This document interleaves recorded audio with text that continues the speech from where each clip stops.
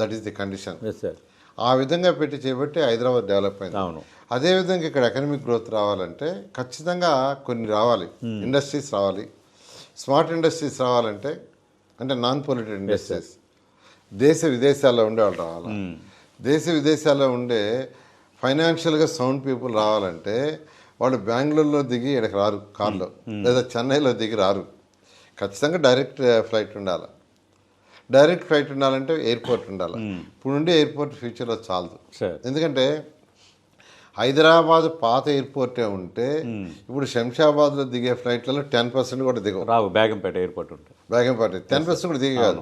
ఆ రోజు ముఖ్యమంత్రి గారు దూరదృష్టి ఆలోచించి శంషాబాద్ ఎయిర్పోర్ట్ తెచ్చారు. ఆ రోజు 5,000 ఎకరాలతో శంషాబాద్ ఎయిర్పోర్ట్ నిర్ణయిస్తే చాలా మంది ఆయన ఎగతాళి చేశారు.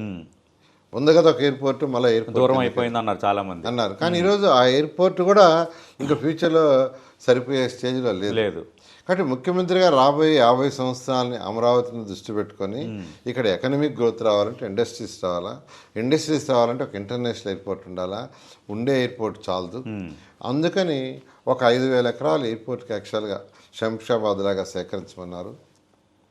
తర్వాత స్మార్ట్ ఇండస్ట్రీస్కి ఒక 2,500 ఎకరాలు యాక్చువల్గా చేయమన్నారు. అదేవిధంగా ఒక ఇంటర్నేషనల్ స్పోర్ట్స్ సిటీ ఉండాలి.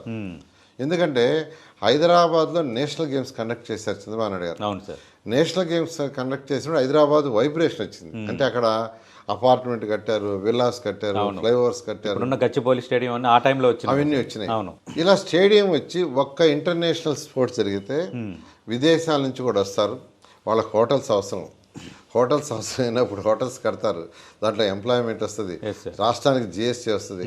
ఇలా మల్టిపుల్ యాక్షన్ జరగాలంటే ఖచ్చితంగా ఒక ఎయిర్పోర్ట్ ఉండాలా, ఒక ఇంటర్నల్ స్పోర్ట్స్ సిటీ ఉండాలా, తర్వాత స్మార్ట్ సిటీస్ ఉండాలి. దానికి ఒక 10,000 ఎకరాలు చేయమన్నారు.